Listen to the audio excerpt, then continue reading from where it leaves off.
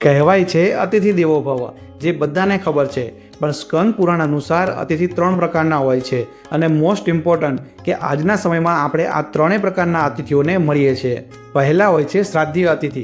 જ્યારે આપણા કોઈ ખાસ પ્રસંગ, પૂજા, ગૃહ પ્રવેશ કે ધાર્મિક કાર્યક્રમ દરમિયાન કોઈ અજાણ્યા વ્યક્તિ અચાનક આપણા ઘરે આવી જાય અને આપણે તેનું સન્માન કરીએ તો આવા અતિથિને દેવતુલ્ય માનવામાં આવે છે. બીજા હોય છે વૈશ્વદેવીય અતિથિ, એટલે કે આપણી રોજિંદી જિંદગીની વચ્ચે અચાનક કોઈ વ્યક્તિ આપણી પાસે મદદ માંગવા આવી જાય તેવા અતિથિ.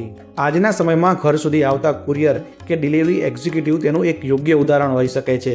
તેમને આપણે પાણી તો પૂછી જ શકીએ છીએ. અને ત્રીજા હોય છે સૂર્યોદ અતિથિ, એટલે કે એવો વ્યક્તિ જે સૂર્ય ઢળી ગયા પછી કોઈ મદદ કે આશ્રયની શોધમાં આપણા ઘર સુધી આવી જાય. આપણા કોઈ પાડોશી પણ હોઈ શકે છે, જેના ઘરે કોઈ મેડિકલ ઇમરજન્સી હોય અને એને આપણી મદદની જરૂર હોય. સ્કંદ પુરાણની અતિથિ સત્કારની ભાવના આપણને યાદ અપાવે છે કે જો ભોજન કરાવવું શક્ય ન હોય તો પણ ઓછામાં ઓછું આ વસ્તુઓ આપી શકાય: બેસવાની જગ્યા, પીવાનું પાણી અને મોસ્ટ ઇમ્પોર્ટન્ટ આપણી કાઇન્ડનેસ.